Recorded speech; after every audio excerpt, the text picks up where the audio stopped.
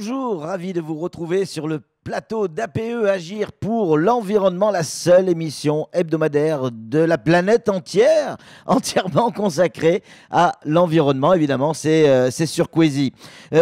Aujourd'hui, on a un thème qui est pas piqué des verres, si j'ose m'exprimer ainsi. Non, on va pas parler de R2D2. Non, on va pas parler de C3PO, vous savez, les petits robots qu'il y a dans la guerre des étoiles. Mais on va bel et bien parler de D3E. Anne-Constance, c'est quoi D3E ? C'est un déchet d'équipement électrique et électronique. Donc, passer ce terme un peu bizarre, un D3E, c'est un téléviseur cassé, c'est un lave-linge, un réfrigérateur dont on ne veut plus. Et qu'est-ce qu'on en fait ? J'imagine qu'on le recycle. Voilà. Il y a des techniques ? Il y a des techniques de recyclage, effectivement, et il y a encore beaucoup de progrès à faire à Mayotte sur cette filière. C'est une filière qui fonctionne plutôt bien ? Qui est largement améliorable, je pense. Oui. Mais en tout cas, le challenge est difficile. On perd pas de temps. On attaque tout de suite cette émission avec le sommaire d'APE.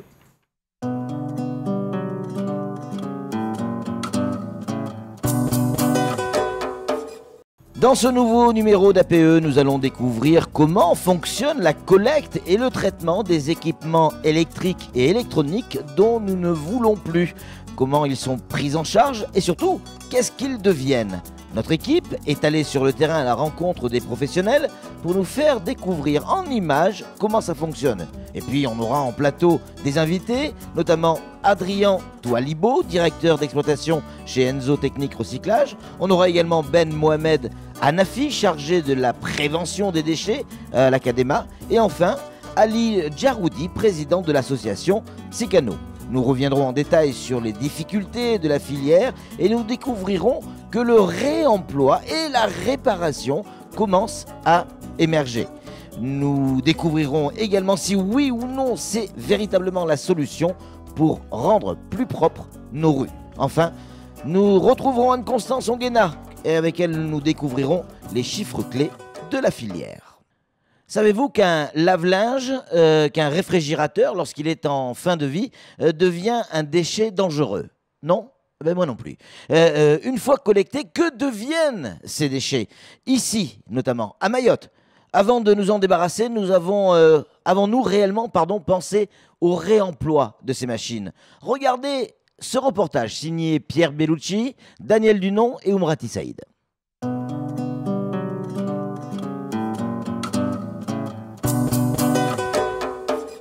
Les D3E, déchets d'équipements électriques et électroniques, représentent tous les appareils électriques fonctionnant sur secteur, piles ou batteries. Depuis 2006, ils ne doivent plus être jetés à la poubelle et font l'objet d'une collecte sélective. En effet, un appareil électrique contient des substances polluantes qui représentent un danger tant pour l'environnement que pour notre santé. Dans les frigos, vous avez des moteurs avec de l'huile à l'intérieur, vous avez du fréon, vous avez tout ce qui est dans les nouvelles gazinières ou les nouvelles machines à laver, vous avez les condensateurs qui sont très polluants, vous avez les plaques électroniques qui sont très polluantes aussi, puis après vous avez le métal.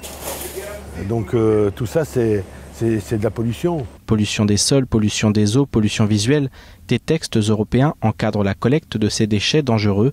À Mayotte, Enzo Recyclage a signé une convention de partenariat avec l'éco-organisme Écosystème. La société est en charge de la collecte des D3E sur le territoire. Le CIDEVAM fait une pré-collecte en porte-à-porte. D'accord ? Cette collecte en porte-à-porte, il l'emmène vers des centres de regroupement bien définis. Et nous ensuite, on a des équipes qui vont sur ces centres de regroupement récupérer le D3E pour le ramener ici et éventuellement le trier en flux pour le mettre dans les différents containers qui correspondent au type de flux. C'est-à-dire soit du froid, soit du gros électroménager, soit du petit électroménager. Problème, il n'existe pas de centre de traitement de ces déchets à Mayotte. Ils sont envoyés en métropole et à La Réunion. Problème, Enzo Recyclage doit attendre des notifications d'autorisation de tous les pays traversés lors de l'envoi, ce qui peut prendre de 2 à 6 mois. Néanmoins, si ces déchets d'équipements électriques et électroniques contiennent souvent des substances ou composants dangereux pour l'environnement, ils présentent également un fort potentiel de recyclage des matériaux qui les composent. À ce titre, une association a vu le jour en 2016 à Tsingoni afin d'aider à la gestion de ces déchets. On on va travailler avec les fournisseurs en premier lieu, parce que eux, quand ils livrent, ils ramassent les machines usagées. Je travaille avec les fournisseurs. Et je vais là-bas récupérer les anciens, je les amène ici, on regarde, on fait un diagnostic pour voir la panne et puis on répare. L'objectif, c'est de la réutilisation derrière. Cette association d'insertion sociale et professionnelle possède une convention avec la mairie de Tsingoni. La municipalité a mis des locaux à disposition des bénévoles afin que les D3E qui peuvent l'être soient recyclés. Ceux qui ne sont plus en état d'être réutilisés ou réparables seront récupérés par Enzo Recyclage. Une machine qui arrive ici, on la nettoie, on répare et on la stocke ici. Et au plus tard, l'objectif c'est de les revendre. Exemple d'une machine qu'on a ouverte, qu'on a démontée. Comme cette carcasse est bonne, on l'a gardée. On va remettre d'autres tambours et on va la remettre en état, quoi. En 6 mois, 5 tonnes de déchets d'équipements électriques et électroniques ont été collectés. 4 jeunes en insertion travaillent actuellement au sein de l'association, tandis que plus de 15 autres devraient être accueillis d'ici la fin de l'année. Par ailleurs, l'association espère travailler à l'avenir avec toutes les municipalités de l'île afin d'assurer une meilleure gestion de ces déchets dangereux à Mayotte.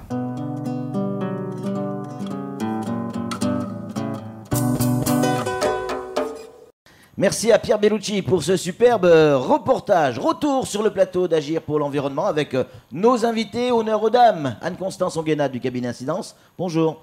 Bonjour Patrick. On a avec nous également Ali Djaroudi qui est avec nous, qui est président de l'association Msikano. Ali, bonjour. Bonjour. On a également Ben Mohamed Hanafi, chargé des préventions déchets à l'Académa. Ben, bonjour. Bonjour. Et puis, on le connaît bien sur ce plateau, Andrien Toilibo, directeur d'exploitation chez Enzo Technique Recyclage. Andrien, bonjour. Bonjour Patrick. Messieurs, première question, elle va être pour vous Andrien, on est avec vous, on va rester avec vous. Qu'est-ce que ça veut dire démanteler un DEEE?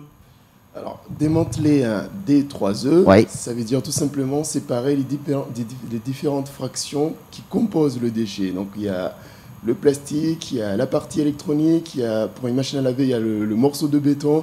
Donc on va séparer les différentes fractions. Donc vous démontez tout en fait là? Exactement, Ouais. tout simplement. Ouais. C'est Et ce qu'on vous, va démonter. et vous mettez ça de côté, vous triez en fait à ce moment-là? Alors, on ne va pas dire trier, mais tout simplement identifier les fractions, parce qu'il y a ce qu'on appelle les fractions dangereuses, Oui. les fractions non dangereuses et les fractions inertes. Alors c'est quoi un déchet dangereux? On l'a vu dans le reportage, on nous explique qu'une machine en fin de vie peut devenir un déchet dangereux. Ça m'inquiète. Alors, en fait, Bien dans le micro. les D3E, ils sont classés dangereux parce qu'il y a des composants à l'intérieur qui se constituent en fait qui ont un impact important sur l'environnement.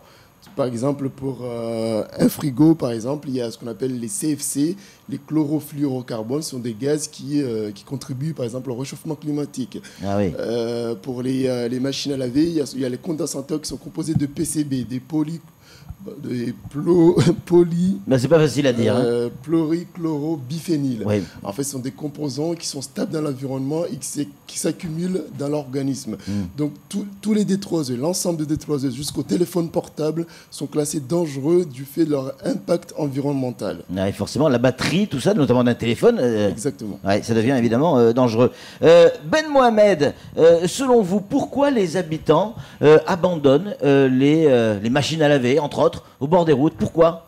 C'est une habitude jusqu'à présent, c'est-à-dire que peut-être ils ont conscience que si ils les abandonnent au bord de la route, c'est collecté. Mais c'est jusqu'à présent, c'est une habitude. Il faudra qu'on sensibilise cette population-là pour qu'on puisse leur orienter là où il faut exactement pour déposer ce type de D3E. Les gens ont-ils conscience que, en tout cas, des pollutions qu'ils engendrent en déposant, en laissant ces machines à laver au bord des routes? Sans parler de la pollution visuelle, hein, mais déjà de la pollution tout court. c'est pas tout le monde qui a conscience, mais une très grosse partie a quand même conscience de cette problématique-là. Parce que qui dit voie publique dit l'insécurité, parce que c'est souvent au niveau des trottoirs et ça fait que ça dévie certains piétons à aller même voir sur la voirie. Ça peut créer des dangers. Non seulement, c'est des pollutions aussi qui engendrent au niveau de l'environnement tout court de l'espace urbain. Andrian, on parle de pollution. Quelles sont ces pollutions précisément ? Alors en fait, c'est les pollutions liées, c'est des pollutions qui sont liées aux composants chimiques qui constituent en fait les D3E. Comme j'ai cité tout à l'heure, il y a ce qu'on appelle le PCB, qui est un composant donc qui va s'accumuler dans l'organisme jusqu'à l'homme et qui a justement un impact sur la santé de l'homme. Il y a aussi ce qu'on appelle les métaux lourds, le mercure, le plomb. Il y a aussi les CFC, donc les gaz qui sont contenus dans ce qu'on appelle les grands froids. Donc c'est les machines les frigos, les climatiseurs. Donc ces gaz-là contribuent très fortement au réchauffement climatique. Et il y a aussi donc les cartes électroniques qui constituent donc justement le D3E, donc déchets d'équipements électriques et électroniques, qui sont constitués des métaux lourds, donc qui ont un impact justement dans l'environnement. Il faut rappeler que le mercure et le plomb, ce sont des métaux lourds comme le PCB qui s'accumulent dans l'organisme et qui sont à l'origine des maladies, notamment le saturnisme. Et oui, exactement, ça c'est vrai. On l'a vu dans ce reportage, on voit un peu partout, Ben Mohamed, des cimetières de lave-linge, de réfrigérateurs ou autres congélateurs. Pourquoi ?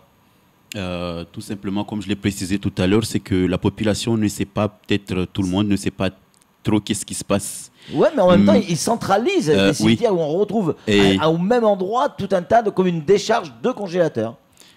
Et moi, personnellement, j'estime aussi que en fait, les jours de collecte, ils ne sont pas assez suffisants. Il faudra qu'on rajoute des jours de collecte. Ça peut améliorer peut-être la situation actuelle. Andrian, c'est pour ça que ça ne marche pas correctement. Il parle de la collecte. Pourquoi la filière de recyclage, on pourrait l'améliorer ? Alors, en fait, pour comprendre la filière de recyclage, il faut aller en amont. En fait, les D3E, avant qu'ils deviennent un D3E, il y a ce qu'on appelle une éco-participation. Cette éco-participation, elle est collectée par un éco-organisme qui va justement prendre en charge cette filière. Aujourd'hui, il y en a deux à Mayotte. Il y a un éco-organisme qu'on appelle Écosystème Résidium, donc ESR, et une autre qui s'appelle Écologique. Ces éco-organismes vont organiser la filière localement, de la collecte jusqu'au traitement.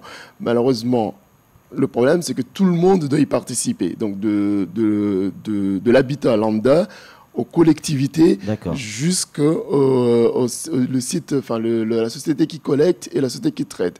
Et le problème à Mayotte, c'est que tout le monde ne participe pas. On compte justement que sur la société qui collecte et qui traite et sur l'éco-organisme pour organiser l'ensemble de la filière. Et c'est là où ça devient compliqué. Mais on a quand même espoir, Andrian, que ça s'améliore, le système là ? Ça s'améliore. Alors, il y a aussi une difficulté importante, c'est le contexte insulaire de Mayotte fait que nous devons exporter les déchets dangereux vers des sites de traitement, La Réunion et la métropole. Et pour exporter, les conditions sont un peu compliquées, voire très compliquées, parce qu'il faut monter un dossier de notification qui prend beaucoup de temps et qui exige beaucoup d'éléments et fait que ça retarde notamment l'export. Si l'export est tardé, ça a un impact sur la collecte et donc c'est pour ça que des fois on a des déchets qui s'accumulent un peu partout sur le territoire parce qu'il y a un problème au niveau de l'export. Alors on nous dit que justement en termes d'export que la Réunion ne peut pas accueillir nos déchets. Pourquoi on n'envoie pas tout en métropole ? Alors on a eu du mal au début à organiser la filière du point de vue de l'export parce que comme j'expliquais, c'est très compliqué. Aujourd'hui, on va dire l'export, ça s'arrange nettement mieux par rapport à avant, dans le sens où on arrive à gérer deux de ces notifications. Il y a une notification qui est faite à La Réunion et une autre qui est faite pour la métropole. En effet, si La Réunion, ça ne marche pas, on part directement à la métropole. Par exemple, aujourd'hui, on ne peut pas exporter à La Réunion parce que La Réunion, c'est saturé. Donc, les conteneurs qui partent à ce jour vont exclusivement en métropole. Ben Mohamed, on rappelle, pour bien comprendre la question que je vais poser, vous êtes chargé de la prévention des déchets à la CADEMA. À Mamoudzou, vous avez fait le choix de ne pas vous appuyer sur la filière de collecte. Vous avez mis en place autre chose. Expliquez-nous. C'est-à-dire un prestataire qui collecte tout type d'encombrants. Pourquoi on a fait ce choix-là? Parce que tout simplement, c'est qu'il y a autre type d'encombrants qui sont aussi sur les voies publiques qu'il faudra qu'on les prenne en compte.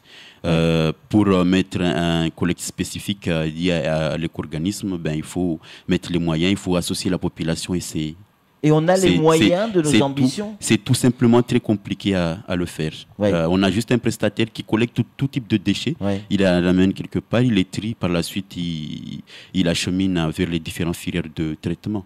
Alors pourquoi on n'y arrive pas? C'est quoi? C'est juste une histoire de moyens?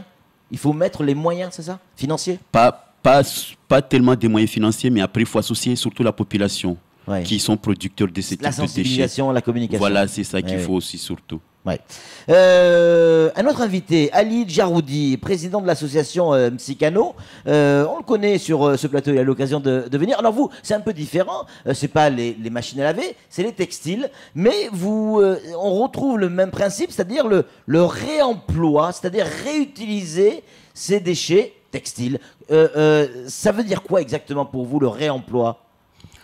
Alors, le réemploi, ça veut dire tout simplement, il y a un défi environnemental et en même temps, en fait, conjuguer un défi environnemental et en même temps, à créer en fait de l'emploi, en fait, donner une seconde vie à ces déchets-là.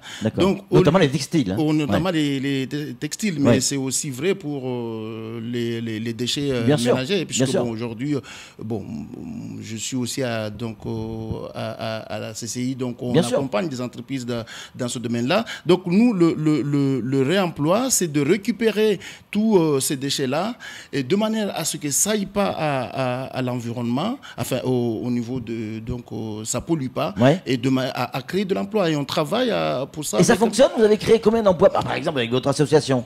Alors, notre association, nous, on est, en fait, on met à disposition, on travaille, en fait, c'est une association d'insertion.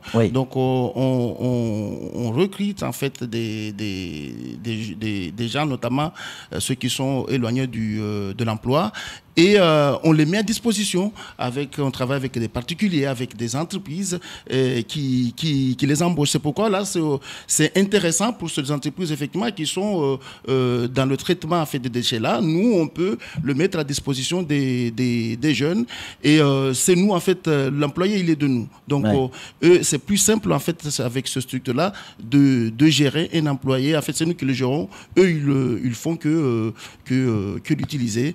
Et voilà. Donc le textile, ce qu'on fait par rapport, on a pu, puisqu'on a démarré, il y a une année, et on a pu quand même récolter un certain nombre. En fait, je crois par exemple au niveau combien textile, on a pu récupérer.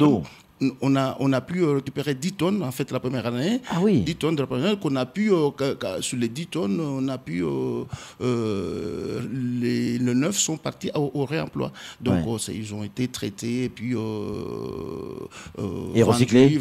Voilà. Donc il y a une tonne qui était restée et là c'est parti sous d'autres formes, avec d'autres, soit sous forme de chiffon ou avec d'autres. Voilà. Donc, Anne-Constance, le textile pollue également? Alors, pas réellement de la même manière. C'est le textile quand il est sali. Je pense par exemple au chiffon souillé d'huile et c'est la matière qui est contenue dans le textile qui pollue. Mais Monsieur Djaroudi le disait, il y a un enjeu aussi social derrière le réemploi, la réparation, le recyclage. C'est qu'on permet à des populations qui n'ont pas les moyens d'acheter des produits neufs, d'acheter des produits de seconde main et ainsi de pouvoir s'équiper. Et si on en parle par exemple de lave-linge, c'est le réemploi de lave-linge après leur réparation permet de sortir des lavandières de la rivière parce qu'elles n'auraient pas les moyens d'acheter un lave-linge neuf. C'est effectivement une idée. Andrian, Anne-Constance l'a bien expliqué, mais est-ce que c'est suffisamment répandu, ancré sur Mayotte, le fait avant de changer, d'essayer de la réparer, la machine à laver? Alors, je sais qu'il y a beaucoup d'initiatives qui sont prises à travers des nouvelles sociétés, des entreprises, notamment des jeunes qui montent des structures pour pouvoir valoriser justement ce domaine-là du réemploi et de réutilisation des équipements parce que c'est aujourd'hui dans les autres territoires français, c'est mis en avant justement parce qu'on a besoin de ça. Le développement durable, c'est clairement ça. C'est-à-dire, ça prend en compte le social parce qu'il y a des emplois qui sont créés, l'environnement parce que le déchet, il est réutilisé, il devient plus un déchet, et puis l'économie parce que ça crée c'est ce qu'on appelle l'économie circulaire. Exactement. Donc, mais le problème c'est que ne faut pas qu'on puisse voir ça comme c'est la solution pour régler le problème des D3E à Mayotte. Voilà. La solution, elle est toujours sur l'export parce qu'on a un gros stock d'historique de D3E. C'est-à-dire, c'est ce que disait Ben tout à l'heure, c'est que malgré on peut enlever tous les D3E sur la route, aujourd'hui, demain, il y en aura toujours qui apparaîtront et on ne sait pas comment. Donc, parce qu'il y a un stock historique à évacuer. Et à partir de ce moment-là, on pourra dire qu'on va attaquer la filière et on va tendre vers la réutilisation, le réemploi justement de ces machines. Mesdames, messieurs, est-ce qu'à un moment donné, il ne faut pas passer par la sanction? Quelqu'un qui abandonne une machine à laver, une télé, un congélateur au bord de la route, est-ce qu'à un moment donné, il ne doit pas être verbalisé? Ali, qu'est-ce que vous en pensez? Moi, je pense que à un moment donné, il va falloir y arriver. À un moment donné, il faut arriver à ça, parce que et surtout qu'on connaît bien en fait ces lieux de collecte sont connus, sont repérés. Donc, je crois que si on voulait les contrôler, on retrouverait en fait. Il suffit, c'est très simple à les contrôler. Il suffit de mettre aussi des gens là-dessus, une espèce de gardiennage et de voir et de pouvoir contrôler. C'est tout à fait. On peut pas. On a passé à la phase en fait sensibilisation. Je crois qu'à un moment donné, il faut arriver à sanctionner. Sinon, tout le monde les gens, fout, tout le monde s'en fout. Quoi. Ben, vous avez entendu. Lui, il est partisan de la sanction. Et vous dites, on est encore dans la communication. Il faut informer. C'est deux discours différents. Plutôt dans la prévention. Il faudrait faire en sorte avant de sanctionner. Voilà. C'est encore trop tôt selon vous? Prévenir déjà. Mais oui, parce que la population ne savent pas ce qui se passe. Il faudrait d'abord qu'on les réforme. En fait, qu'on organise les filières, qu'on sait là où on voit exactement chaque type de déchet. Ben après là, on peut s'actionner par la suite, bien sûr. Parce que jusqu'à là, personne ne comprenne. Aujourd'hui, par exemple, je prendrai le cas de la ville de Mamoudzou. On reçoit tous les déchets qui viennent d'autres communes aussi. Parce que depuis l'installation de la vidéosurveillance, cela est révélé que voilà, d'autres types de déchets viennent d'autres communes. Parce que les gens ils ont l'impression qu'à Mamoudzou, tout bouge, c'est bien organisé. Mais après, nous ici, c'est pas ça ce que nous voyons. C'est qu'il faudra qu'on voit tout ça, la réorganisation après. Pourquoi pas aller vers la sanction? Et puis, avant d'arriver à la sanction, Andrien, pour terminer, il faut qu'on soit prêt aussi. C'est bien beau de sanctionner quelqu'un qui laisse une machine à laver sur le bord de la route, mais si on n'est pas prêt, si toutes les filières ne sont pas prêtes effectivement au recyclage efficace, c'est un peu compliqué de sanctionner.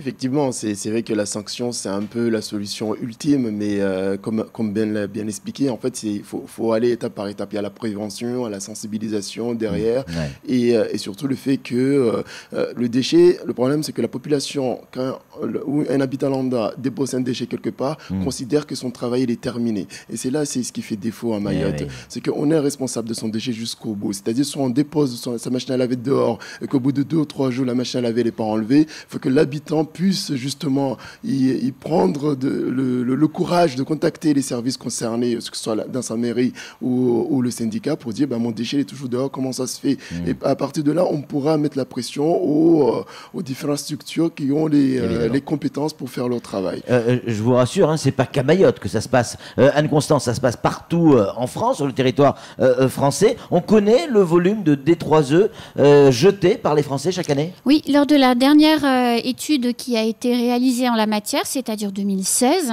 on a comptabilisé 1,4 million d'objets, de tonnes, pardon, 1,4 million de tonnes de déchets d'équipements électriques et électroniques qui ont été jetés. Ça représente quand même quasiment 46 kilos par seconde de déchets jetés. C'est pas rien. C'est incroyable, 46 kilos par seconde. Et toutes ces tonnes, c'est 562 millions d'objets. Le marché du réemploi et de la réparation, on en a parlé tout à l'heure avec nos invités, représente quel volume? Alors en France, incluant les départements d'outre-mer, c'est 2,7 millions d'objets qui ont bénéficié de réemploi ou de réutilisation. Et on sait ce que ça représente en chiffre d'affaires? Bien sûr, et c'est ça qui est très intéressant, c'est que ça représente à peu près 173 millions d'euros de valeur qui ont été créées. Est-ce que tout est recyclable dans les D3E? Et si oui, quelle est la part de D3E recyclables? Alors 85% en moyenne. Dans une machine à laver, par exemple, c'est 85%. Oui, mais dans un téléviseur, c'est 95%. De recyclables. De recyclables. Ouais. Donc, c'est composé à peu près de 50% de matière de ferraille, de matière ferreuse, à peu près 20% de plastique, et puis 10% de verre pour les 3 données qui sont les plus intéressantes et qui se recyclent vraiment très très bien. Moi, ce que je trouve positif dans cette émission, c'est qu'on est tous d'accord sur un point, c'est qu'on peut y arriver. Agir pour l'environnement au quotidien, c'est possible. En tout cas, nous, on y croit, hein, messieurs. On y croit. Oui, en fait, bon, je suis pour conclure, un petit bémol parce que par rapport aux sanctions, là, je crois qu'à un moment donné, je crois qu'il faut mener les deux. Hein. Je ne suis pas d'accord à dire que voilà, on va faire que la sensibilisation. La sensibilisation a démarré, ça fait déjà un moment. Donc là, il va falloir aussi passer à une deuxième phase et que tous ces déchetteries, ces dépôts sauvages, ceux qui vont là-bas, ils savent pertinemment que c'est sauvage. Merci beaucoup Anne-Constance Onguena, merci également Andrian qui était avec nous pour Enzo Technique Recyclage, merci. Ali d'être venu sur ce plateau. On vous recevra un nouveau NC4. On parlera des actions de la CCI pour la protection de l'environnement parce qu'il y en a. Et puis merci évidemment à l'Académie, notamment Ben Mohamed, Anafi qui était avec nous. Merci à vous tous. Nous, on va se retrouver évidemment la semaine prochaine pour un nouveau numéro d'APE. Oui, ça sera sur la même chaîne, pile à la même heure, avec d'autres invités et de nouvelles aventures.